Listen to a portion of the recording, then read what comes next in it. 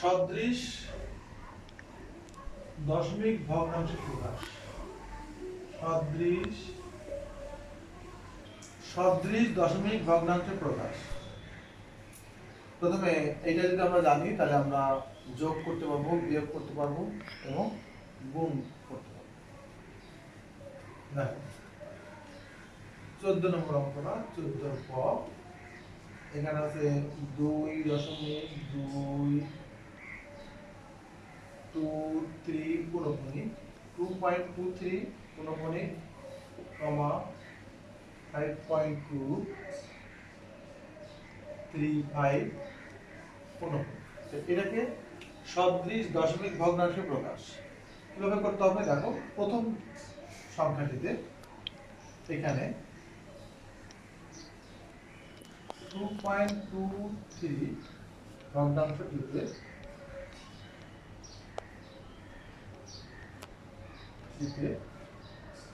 অনাবৃত অংশ সংখ্যা, এটা হলো অনাবৃত অংশ, এটা হলো অনাবৃত, এটাকে বলা হয় দশমিক পুনঃপুনিক ছাড়া যেটা ঘর সেটাকে বলা অনাবৃত, আর এটাকে বলা হয় আবৃত অংশ।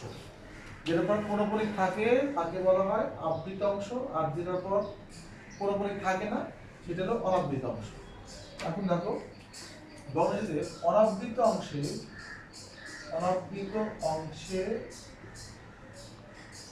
অঙ্ক সংখ্যা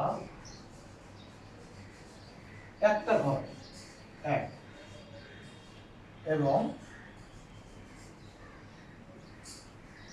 আবৃত অংশের অঙ্ক সংখ্যা এক, বা ইংরেজিতে লিখি 1 1। তেমনি 5.235 দেখো এখানে দেখো অনাবৃত অংশের অঙ্ক সংখ্যা হলো একটা, আর আবৃত অংশের অঙ্ক সংখ্যা দুইটা। এখানে দেখো এই ভগ্নাংশটিতে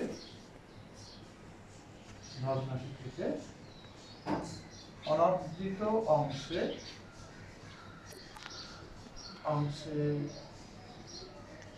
অঙ্ক সংখ্যা এক ও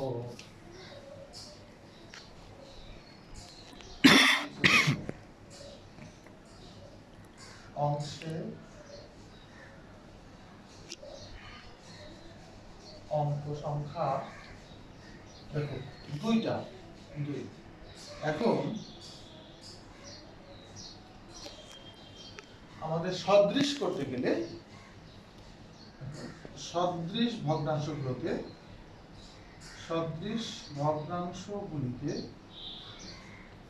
অনাবৃত অংশ অঙ্ক সংখ্যা হবে অনাবৃত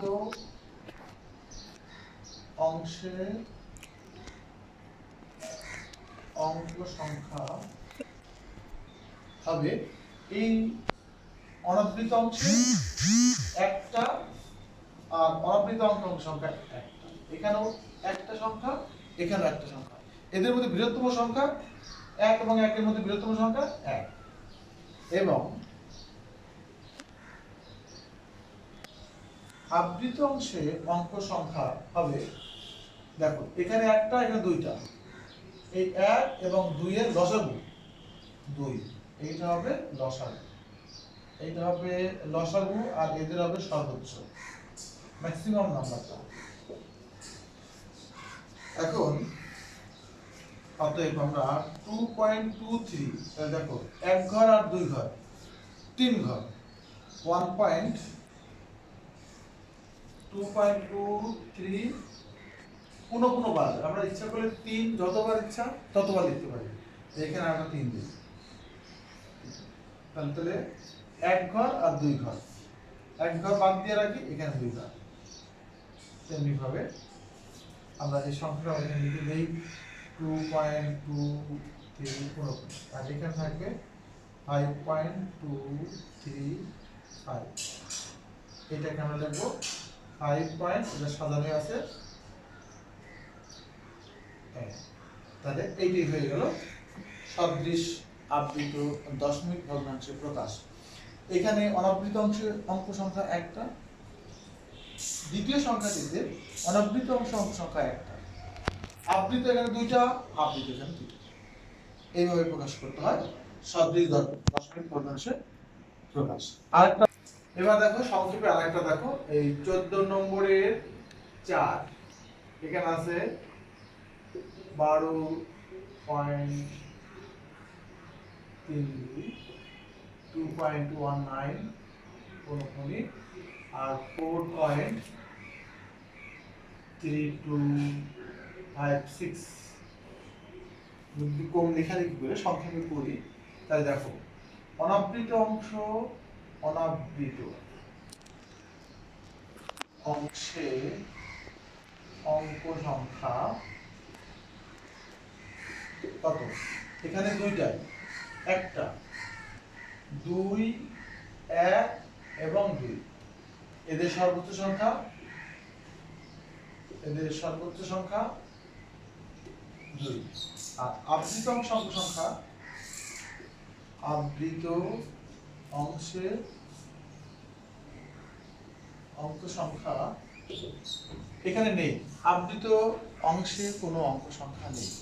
তাহলে এখানে 0, এখানে একটা আছে, এখানে আছে দুইটা, এদের লসাগু, এদের লসাগু সর্বোচ্চটা আমরা 2। তাহলে দেখো 12.32 এটাকে আমরা লিখবো 12, এখানে 2 আর 2 4 ঘর, 3 2, এই 4 ঘর আমরা এইভাবে লিখতে পারি, 4 ঘর, 2 ঘর 2 ঘর, এখানে 2 ঘর, এখানে। তারপর আছে কি 2.19 পুনঃপুনিক, 2.199 যেহেতু পুনঃপুনিকের ঘর 9 উপর, তাহলে আমরা 9 যতবার ইচ্ছে ততবার লিখতে পারি এবং এইভাবে সাজানোর জন্য এই। তারপরে 4.3256 এটা ঠিক সাজানো আছে, হয়ে গেল আমাদের দশমিক সদৃশ্য দশমিক ভগ্নাংশে প্রকাশ। এবার দেখো এদের ব্যবহার যোগের ক্ষেত্রে।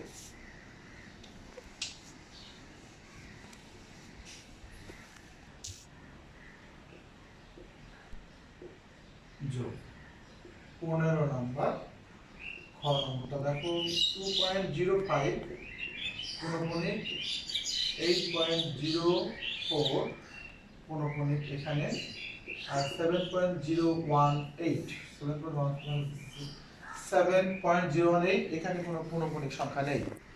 তাহলে দেখো প্রথমে আমাদের সদৃশ দশমিক ভগ্নাংশে প্রকাশ করতে হবে। তাহলে দেখো এখানে একটা রাফ দেখো, প্রথম সংখ্যাটাতে অনাবৃত অংশে অঙ্ক সংখ্যা অনাবৃত 1 আবৃত 1, এখানে অনাবৃত 1 আবৃত 1, অনাবৃত একটা ঘর, অনাবৃত একটা ঘর, আবৃত একটা ঘর, এখানে অনাবৃত 3টা ঘর, আবৃত কোনো ঘর নেই, 0 নম্বর। তাহলে এখানে সর্বোচ্চ সংখ্যা কত? সর্বোচ্চ 3, লসাগু 1, তাহলে 4টা ঘর হবে। তাহলে দেখো আমাদের হবে 2.05 কে 4টা ঘরে লিখবো আমরা 2.0555, এক ঘর, 2 ঘর, 3 ঘর, 4 ঘর, 3 আর 4 ঘর, 3 ঘর ছেড়ে দিয়ে এই একটা, তারপরে 8.04 এখানে পুনঃপুনিক আছে 4 এর উপরে, 4 যতবার ইচ্ছে ততবার লেখা যাবে, 8.0444, 4 ঘর, 3 1 4 ঘর, 4 ঘর লিখলাম, 3 ঘর রেখে অনাবৃত অংশ 3 আর 7.018 এখানে বৃদ্ধি পাওয়ার কিছু নেই, শুধু শূন্য বৃদ্ধি পেতে পারে। এখানে যোগ করি, যোগের ক্ষেত্রে একটু খেয়াল করো, যেহেতু এখানে একটাই ঘর আছে আমরা এই ঘরটাকে আবার এখানেও লিখি, 2 ঘর থাকলে 2টি লিখতাম, 4 ঘর থাকলেও 2টি লিখতাম, বা 6 ঘর থাকলেও 2টা ঘর লিখতাম, প্রথম 2টা ঘর লিখতাম, যেহেতু একটাই ঘর এই জন্য একটা লিখছি। 540 5 4 9, আমাদের কোনো হাতে নেই, 5 4 9, 5 4 9 আর 8, নির্ণয় যোগফল, নির্ণয়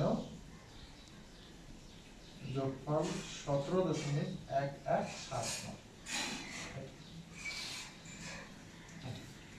এরকম আরেকটা যোগ দেখো, তোমাদের ধারণাটা ক্লিয়ার হয়ে যাবে।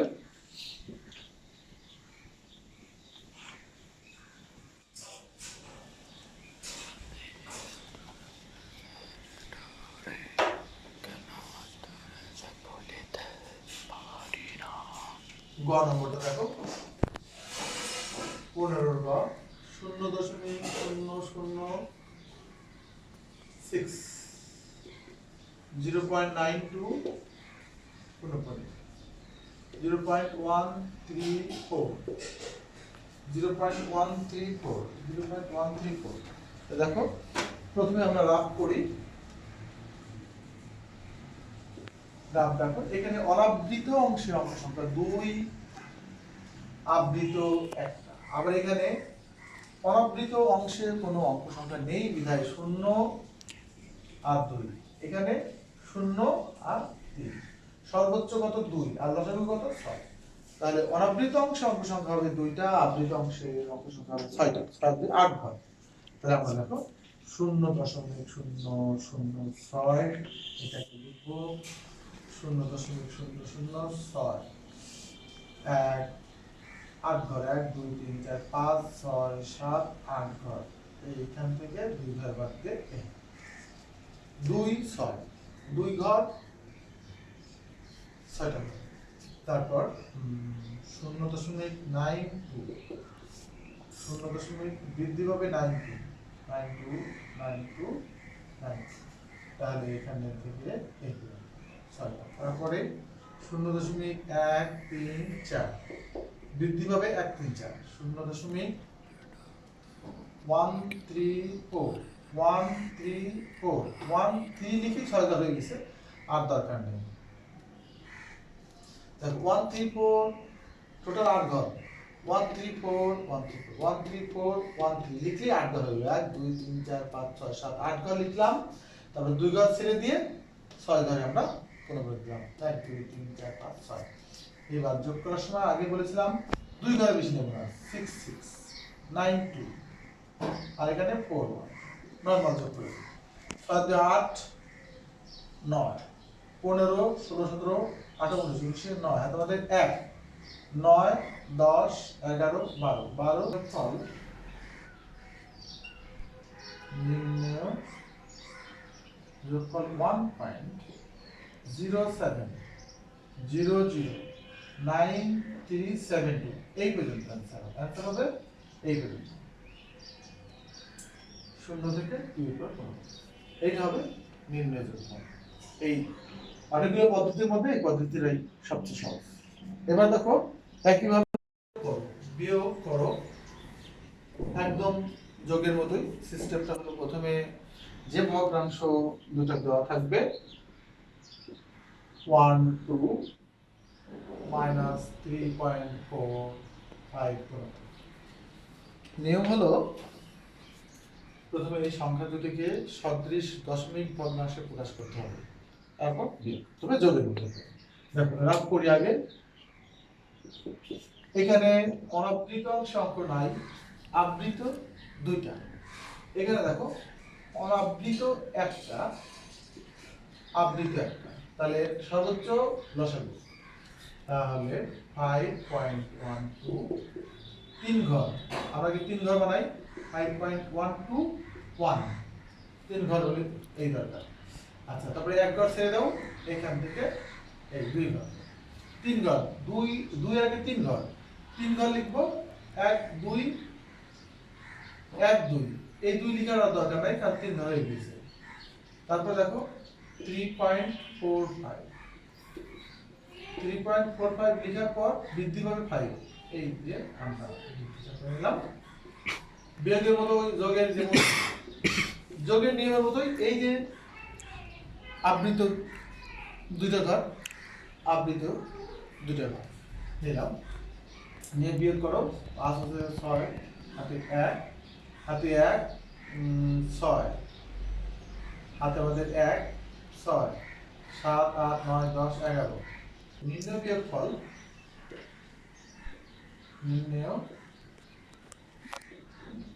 বিয়োগফল 1.6 565। দেখো এখানে আমরা ক্যালকুলেটর দিয়েও বের করতে পারবো, এইভাবে করবা। আছে 5.12121, ওই দাগটা দরকার নেই, মাইনাস 3.455 বিয়োগ করে দেখলাম 1.66566, তার মানে দুই ঘর বাদ দিয়ে বাকি সংখ্যা আমাদের বিয়োগ। আচ্ছা এবার দেখো বিয়োগ ফল, এবার দেখো গুণ ফল।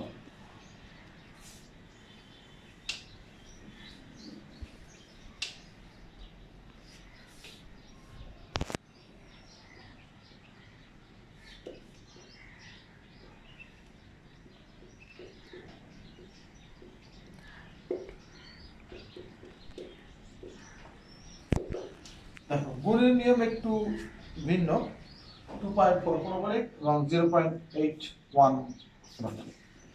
এখানে প্রথমে এই কোণপরিক ভগ্নাংশগুলোকে, এই ভগ্নাংশগুলোকে প্রথমে আমাদের সাধারণ ভগ্নাংশে প্রকাশ করতে হবে।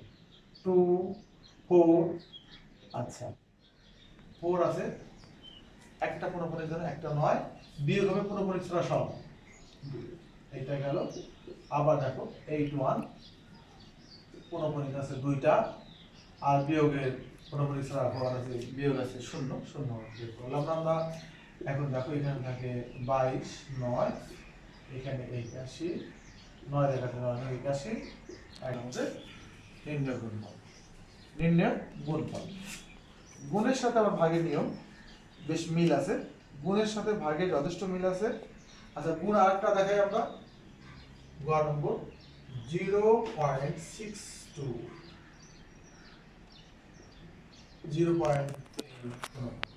দেখো সাধারণ ভগ্নাংশে প্রকাশ করতে হবে। সাধারণ ভগ্নাংশে প্রকাশ করব কিভাবে? 62 কোণপরিক আছে একটা, দশমিকের পরে কোণপরিক ছাড়া ঘর, বর্গবৃত্ত অংশ অঙ্ক সংখ্যা একটা, এই জন্য একটা শূন্য, বিয়োগ করতে হবে কোণপরিক ছাড়া সব, 0 6 দ্যাট ইজ 6 বিয়োগ করলাম। এখানে আছে 3/9 একটাই, এখানে 6 এর মধ্যে 1 90 গুণন 1/3, তাহলে আমরা ক্যালকুলেটরের সাহায্যে কাটাকাটি করে 28/135, এটা ক্যালকুলেটরের সাহায্যেই আমরা বের করব। এই রেজাল্টটা আমরা প্রথম রেজাল্টটা লিখব 0.274077407। তাহলে দেখা যাচ্ছে দেখো 207 রিপিট হয়ে যায় 4 407, তাহলে আমরা এখানে 0.207 থাকলো 407 407 407 কোন কোন বার আসতেছে, এই জন্য আমাদের এইগুলো। এবার দেখো ভাগ, লাস্ট ভাগ করাটা দেখো গুণের মতোই,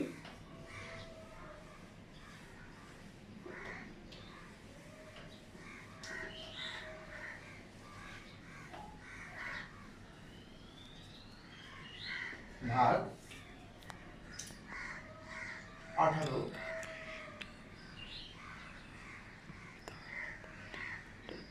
ভাগ কত?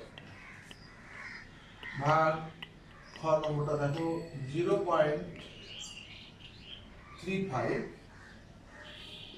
ভাগ 1.7 তো দেখো ভাগ গুণের মতোই আগে সাধারণ ভগ্নাংশ প্রকাশ করতে হবে সংখ্যা দুটিকে, এই যে দশমিক ভগ্নাংশগুলোকে প্রথমে আমাদের সাধারণ ভগ্নাংশে প্রকাশ করতে হবে। এটা 3 5 একটা 9 0 -3 ভাগ 1.7, দশমিক আমরা দেবো না,